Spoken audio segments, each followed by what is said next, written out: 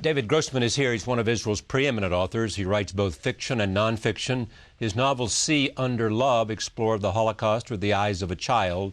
In The Yellow Wind, he reported on life in the occupied territories in the late 1980s. When the Intifada broke out in 1988, the best-selling book was called Prophetic. His latest novel has just been published in the United States. It is called To the End of the Land. I am pleased to have David Grossman back at this table. Welcome.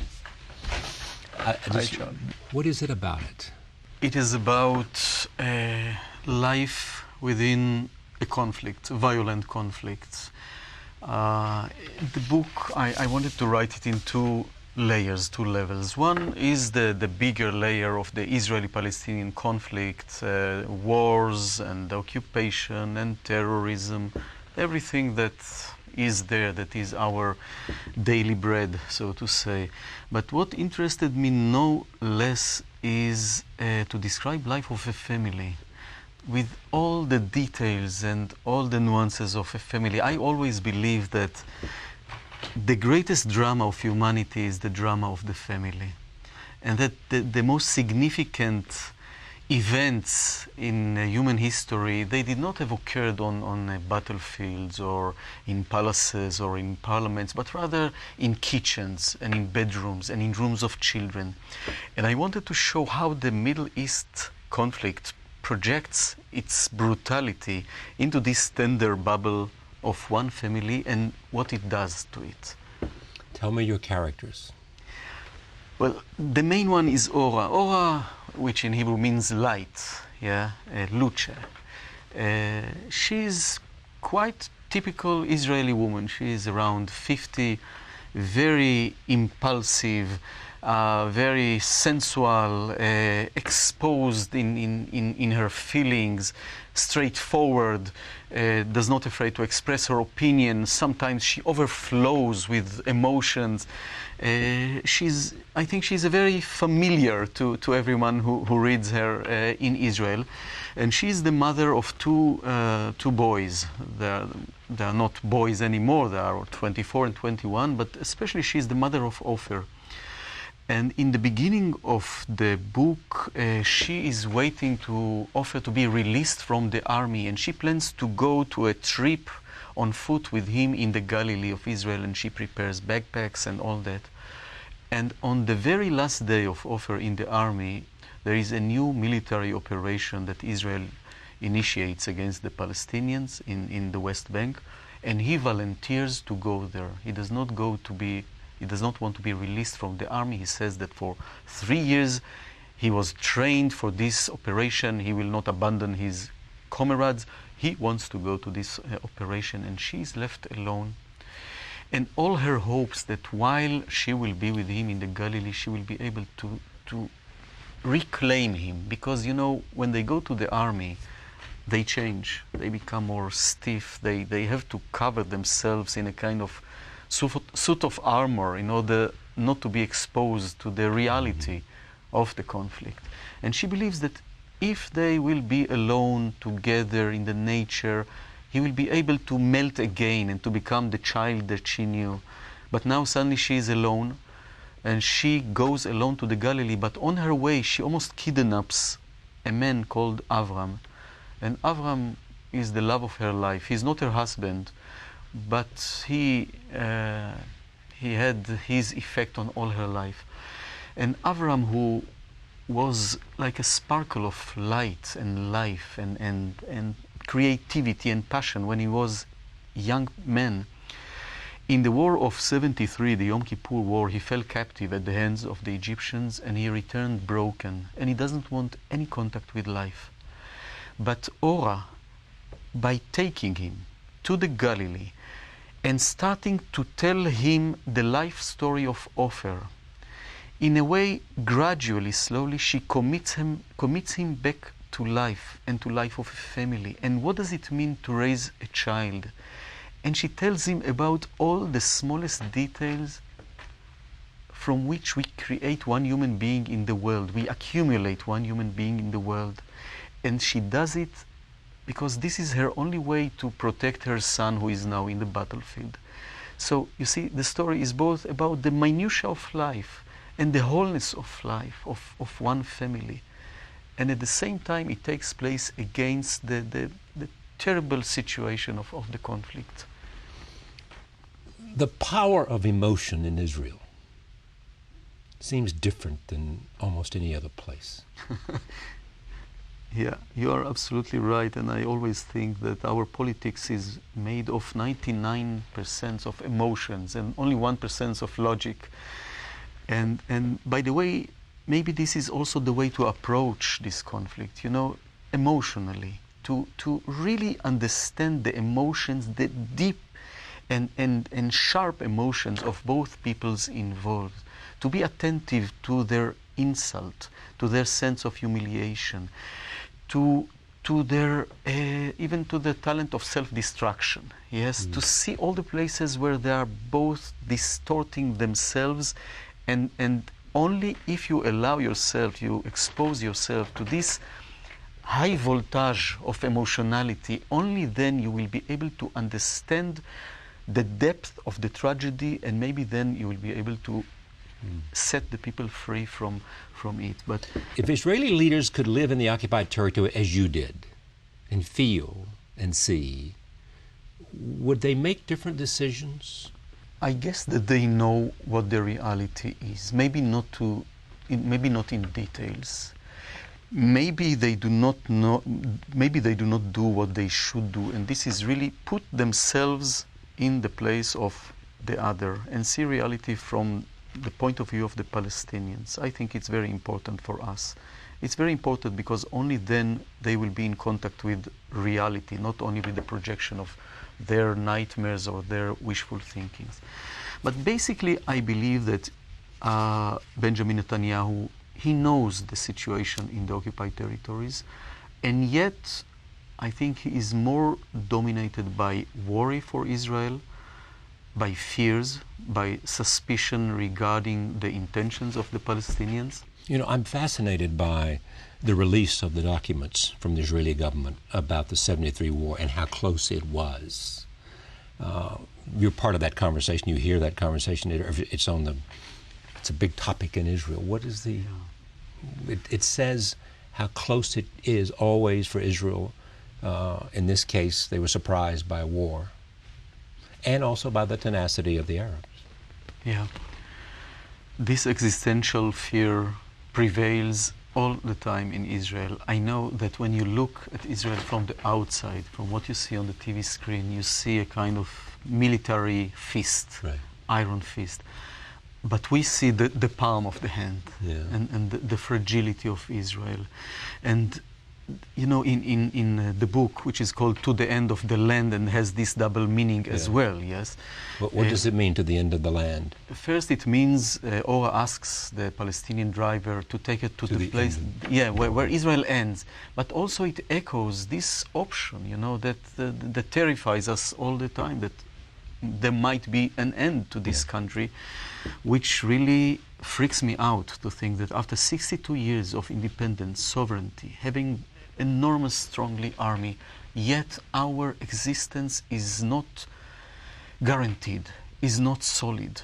And at a certain moment, when Ora and Avram, they stand on the top of the Mount Meron, and they look around at the wonderful view of the Galilee, and she tells him, isn't it always like that with Israel, that every encounter with it is also bidding farewell to it? This doubleness exists all the time. You know, if you read in an American paper that America plans its road plan for the years 2030, it sounds normal, yes, and reasonable. Yes. No sane Israeli will make plans for such a long time in advance. And I'll tell you, when I think of Israel 20 or 30 years from now, I feel a twinge in my heart, as if I violated a taboo by allowing myself too huge portion of future. You're too optimistic in your assumption that Israel will be there. Yes, and this must be corrected. This must be changed. It's impossible that we shall continue to live in this uncertainty, and I believe that only peace will allow us to enjoy this sequence of generation and having a solid feeling of future, and also something that is maybe hard to understand, but I will call it solidity of existence. of a people who is rooted in its own land, who has fixed borders between him and his neighbors. Until now, 62 years, Israel does not have fixed borders. Our borders all the time are receding, expanding. It's like someone who lives in a home that the walls are moving all the time, or the ground is shaking under his feet all the time. This cannot go on like that forever. Only peace will allow us in Israel to have a feeling of home, of real home. You know, Israel was created so it will be the homeland of the Jewish people who never really felt at home in the world. This is our tragedy. And we have Israel, and still it is not the home that we need and we deserve and we yearn to. Only peace will allow us to have home and future and this solidity of existence. Can you afford to think about what Israel would be like if there was peace? I think a lot about it, and I think that even thinking about it is obligatory, because most Israelis and Palestinians, they so deeply misbelieve in the option of peace that they despair of this possibility at all. And I think it's so necessary you all have the to time believe in it. to believe in it, to insist on believing in that, you know, to make a kind of a massage to the reluctant consciousness, right. the terrified consciousness. So we shall know what is the alternative, and remember that there is an alternative, that there is not any divine decree that orders us to live by the sword all our life. What is the possibility of the power of literature? Literature cannot change reality, unfortunately. People say that we have great influence in Israel, but if that was true, then Israel might have looked a little different from what it is now. Literature has the ability to use the right words, not the words that the big systems, you know, the government, the army, the media, or our fears fabricate for us, but to call things by the right name, and by that to remove the buffers that separate between the individual and the situation. But more than everything, I think writers have this ability to look at the point of view, to look from the point of view from the other, even if this other is my enemy. It does not weaken my stand, my position. It does not weaken my Israeli identity. Writers have the power to do that, but politicians don't. I'm afraid that most Why is that? politicians... It's a very good question. Why is that? Maybe because they feel, especially in regions like us, where violence is so dominant, maybe they feel that they have to address the fears, the anxieties of the people in order to become popular. It is often said by people who have reviewed this book that Sami, who is the Arab driver, that you write brilliantly of his perspective and his relationship. Yes, of course, it intrigues me, the situation of the Israeli Palestinians who are trapped between us, the Israeli Jewish majority, and their brothers in the occupied territories, the other Palestinians. And the Israeli Palestinians, they in their life, in their flesh and blood, they feel this ambiguity and doubleness of the situation. And as I said, they are trapped between us. But, okay. Go ahead. What I tried to show is how this character, Sami, who is almost, I mean, he knows how to use the Israeli Jewish narrative, and he uses verses from the Bible, and he knows how to use proverbs in a way that suddenly makes him the new Jew, so to say. Yes, as the Jews used to be in the diaspora when they were weak and dependent on others, and to use his wit and in a very shrewd way against all the centers of powers of the Israeli society. And he and Ora, they are friends. They are good friends. And they drove together for hours, and they like each other. And she's very sensitive and attentive to his complexity and to his unbearable situation. And yet suddenly, when there is tension between them in the car, when she, without thinking, asked him to drive her son Ofer to the gathering point of the army from which he will be sent to the occupied territories to fight the brothers of Sami, suddenly tension grows there, and in a minute they become representatives of their hostile peoples. And you know, Charlie, when we are representatives, we tend to over-advocate and to say things that we do not really believe in, things that even humiliate us as human beings. But you can see how in this little bubble of the taxi, all the Israeli-Arab conflict suddenly comes to life. The dedication of this book for Michal, for Yonatan and Ruti, and for Uri, 1985 to 2006. There it is, you know, the death of your son. Yeah. It's very hard for me to speak about him in public. I started to write the book some months before he went to the army. I felt that it will be a way for me to accompany him as much as I can. You almost thought that it was a protective. I had this wishful thinking, you know, this magical thinking that writing might protect him, but I did not really believe in that. You know, words cannot prevent death. Words can make the world a little more understandable. It can make some place in a world that became crazy, place in the sense of a home. But I didn't think it will really protect him. And 3 years and 3 months after I started writing the book, the Second Lebanon War broke out, and he was sent to Lebanon, and a missile hit his tank and killed him. And his colleagues too. And his 4 of them were killed at one time. Yes, all the 4, yeah. And this was how many days before? It was hours before the end of the war. Not days, yeah, hours. Not days, hours, and... You have said to me, you're a writer. Yeah. And this is both literature and reality. So as much as you can, help me bring these two together and how it came together for you.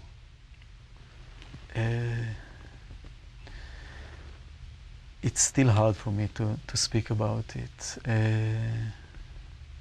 You see, the book is so much about how difficult and even sometimes how heroic it is to create life in such reality like ours. And how easy it is to destroy life. I know, I can say one thing, that after the Shiva, after the 7 days of lamenting, I went back to writing this book.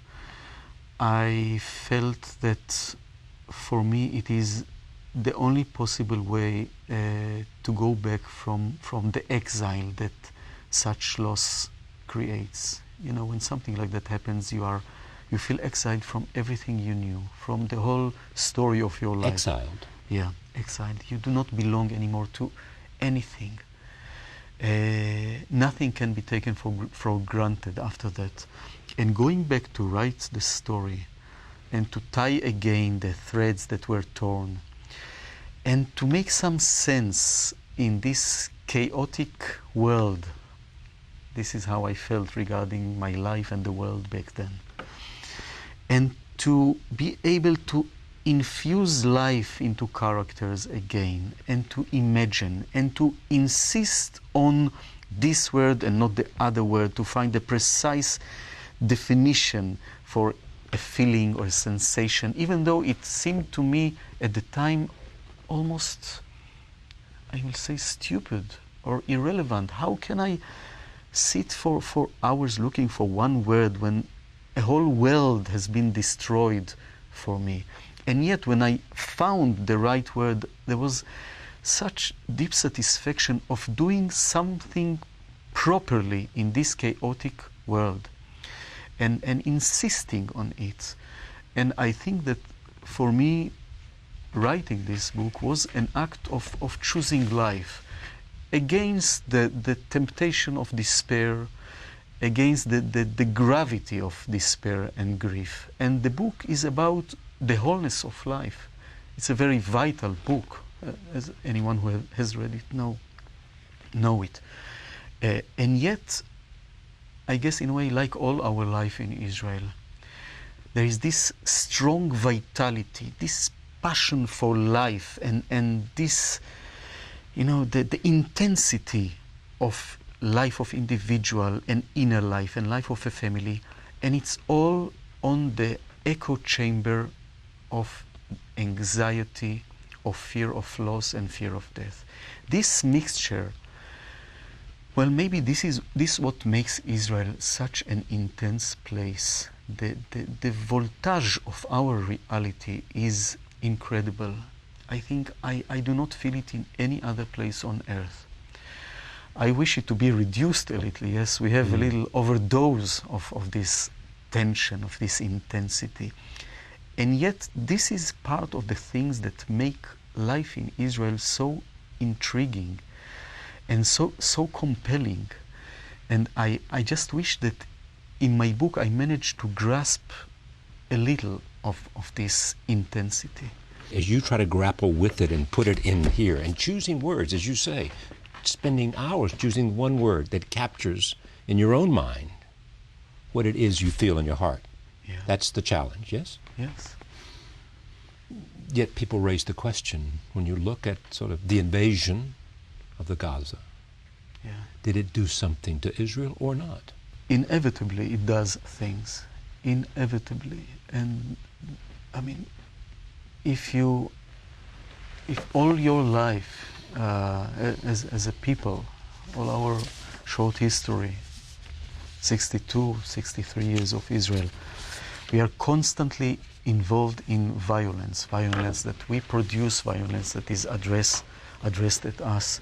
It has an effect on the country, on the way people are approaching each other, on our self-image, on the way people are looking at us from the outside, on the amount of violence within our families, in our roads, on the beaches. It is there. Violence is very, very present. This should be maybe the main reason to change the situation, to allow Israel and the Israelis to explore life of normality, life without this bad and sour feeling, this lack of hope and lack of existential confidence. All this together, it creates a reality that is bad for Israel. It is not good for us.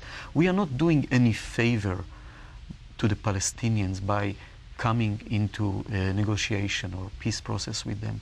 We are doing a great favor to ourselves. Do you feel a kinship with writers at any time in history who have been so bound up in the state that they lived? Of course, I think by definition, even without giving examples, by definition, writers are almost all the time in such a situation of being outsiders, of being critical to their society. I think this that is their role.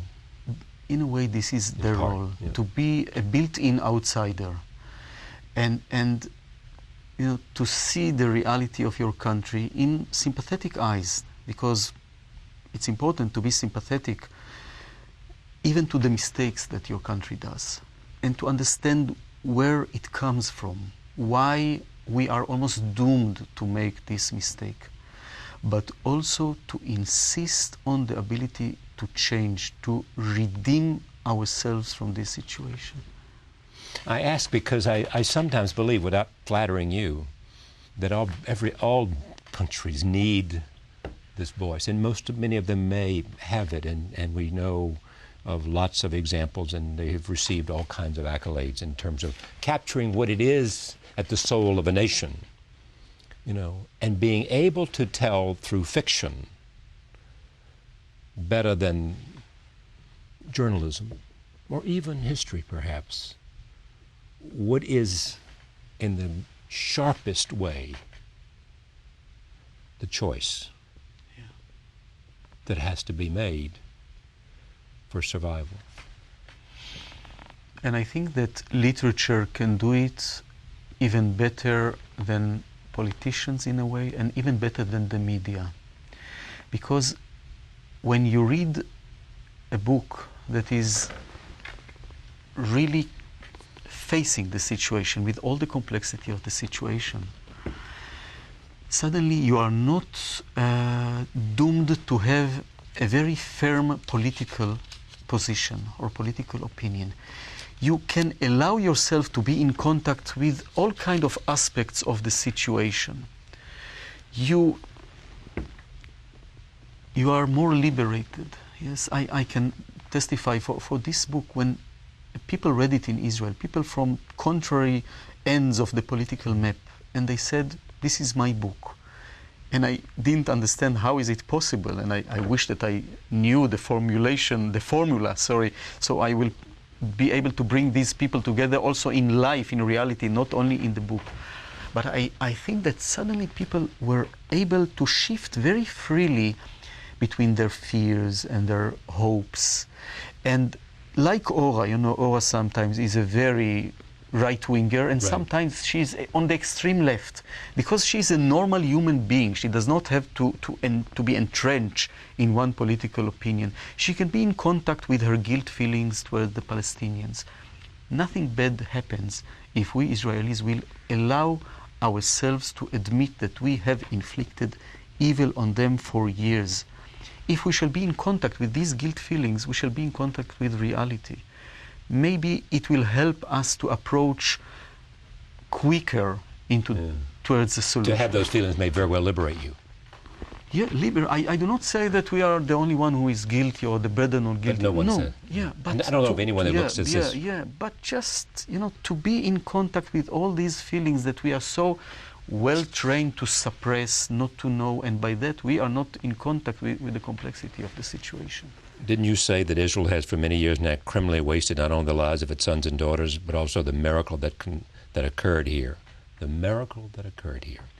Great and rare opportunity that history granted it, the opportunity to create an enlightened, properly functioning democratic state that would act in accordance with Jewish and universal values.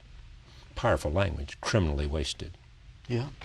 When you have such a rare privilege to have a state after 2,000 years that we did not have a state, and to be able to gather together people from 70 countries, lands, and to form what we have formed there, a democracy. Most of the Israelis came from places that never heard about democracy. They came from Russia, Egypt, Jordan, Morocco, Iraq, Romania, and we created a democracy, and we revitalized the Hebrew language. This is a miracle, a language that was dormant for almost 2,000 years. And we created culture and agriculture and high-tech and industry with all the problems, and I see all the problems. But all those problems, you had this creativity that was at work. Yeah, yes, and we managed to do it. And things are going wrong because of the course that Israel took. And I think we do not treat this opportunity that we got from history, we do not treat it with enough respect. We are not really taking responsibility for the thing that we have created there. David Grossman, thank you. Thank you, Charlie.